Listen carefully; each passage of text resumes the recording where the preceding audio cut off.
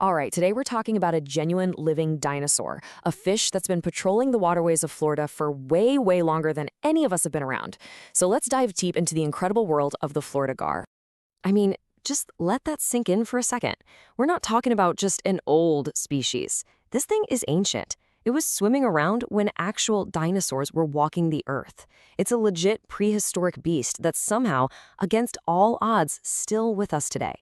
100 million years. That number is just wild, right? This is a lineage that has lived through mass extinctions, ice ages, you name it. It makes the Florida gar a true, undisputed master of survival.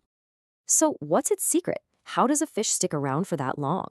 Well, it all boils down to having a body plan that was pretty much perfected millions and millions of years ago. You know the saying, if it ain't broke, don't fix it. I mean, just look at this creature. Every single part of it is built for one purpose: hunting. You've got that long, torpedo-like body, which is perfect for these incredible lightning-fast bursts of speed. Then there's that famous snout, just packed with needle-sharp teeth. And its whole body is covered in this natural coat of armor, made of these super tough diamond-shaped scales. It's even a master of disguise, looking just like a floating stick, waiting for its next meal to swim by. Okay, so to really get the gar, you have to understand where it comes from. And we're not talking about just any old lake or river. Its home is a really special and pretty tough ecosystem that literally shaped it into the survivor it is today. Home for the Florida gar is the slow, often murky streams and canals of the Florida Everglades. You probably heard it called the River of Grass. It's this gigantic, super slow-moving river system, and right near the top of that food chain, you guessed it, the gar. And living there has given it an actual superpower. The water in the Everglades can get really low on oxygen, especially when it's hot and dry. For most fish, that's a death sentence. But for the gar, no big deal. It has this special air bladder that works kind of like a lung. It just swims up to the surface, takes a gulp of air, and goes about its day. That is a massive advantage over the competition. But what if the water dries up completely? Well, it's got a trick for that too. Florida gars can do this thing called estivation. It's kind of like hibernation, but for hot, dry weather. They just burrow down into the mud and basically wait. They wait for the rains to come back. It's that kind of incredible toughness that explains why they've been around for so long. So you've got these amazing survival skills, right? Well, they all support its number one job, hunting. And let me tell you, its method for catching food is just brutally efficient. It's a classic ambush predator. It'll just hang there in the water, perfectly still, looking like a log. It waits and it waits until a fish gets just a little too close. And then bam! In as little as 40 milliseconds. That's literally faster than you can blink. It whips its head to the side and snaps its jaws shut. A quick thrash or two, and then it swallows the unlucky fish whole, head first. It's just perfect, deadly motion. And what they eat really changes as they get bigger. When they're just little guys, they start with tiny stuff like zooplankton and insect larvae. But once they're adults, the menu gets a serious upgrade. We're talking fish, shrimp, crayfish, basically anything they can fit in their mouth. They're actually super important for the ecosystem because they'll even munch on invasive species. Okay, here's something you absolutely need to know. The fish itself is edible, but its eggs, the roe, are highly toxic. And I mean toxic to warm-blooded animals, so that includes us, our pets, birds, you name it.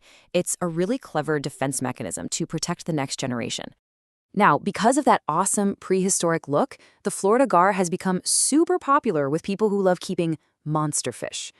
But let's be crystal clear. Bringing one of these ancient predators into your home is a serious, long-term commitment. Let's start with the tank, 125 gallons. And folks, that is the absolute minimum just to get started. These fish can easily grow up to 2 feet long in an aquarium, and they need a lot of space to swim and just turn around. So many people underestimate this, and it's a huge common mistake. And it's not just about the size. The whole setup has to be on point. Gars are messy eaters, so you're going to need some seriously heavy-duty filtration. A lid, and I mean a heavy, secure one, is non-negotiable. Trust me, these guys can jump. You'll also need to keep the temperature stable and warm and give them plenty of hiding spots with rocks or driftwood so they feel safe.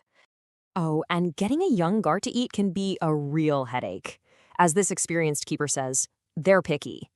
A lot of times, they'll just turn their nose up at pellets or frozen food when they're small. So, yeah, you might find yourself having to raise a constant supply of live food, like guppies, just to get them eating. So let's say you do all that. You get the huge tank, you get the amazing setup. What's it actually like to live with one of these living monsters? Well, the answer might surprise you. First off, picking the right tank mates is everything. The golden rule is super simple. If another fish can fit in the gar's mouth, it will eventually become food. So no small fish. But they actually do great with other big, pretty robust fish, like arowanas or stingrays. What you don't want are aggressive tank mates, like a pacu, that might bully and injure the gar. And here's the biggest surprise. For a fish that looks like a total monster, the Florida gar is known for being surprisingly calm. They're actually quite peaceful. They spend a ton of their day just sort of hanging out, motionless, just observing what's going on. They're not aggressive fish unless it's dinner time. And get this, they're actually pretty smart. A lot of hobbyists report that their gar learns to recognize them. They'll come up to the front of the glass when you walk in the room. You can build a real bond with them, which is something you just don't expect from a fish that looks like it swam right out of the Jurassic period. So that's the Florida gar, a truly remarkable survivor, a living piece of ancient history swimming in our modern world. And while they can be an incredibly rewarding pet, they demand an immense amount of respect and commitment, which kind of leaves you with this one big question, doesn't it? For an animal that's roamed vast waterways for 100 million years, is a glass box, no matter how big we make it, really a home? Or is it just a cage?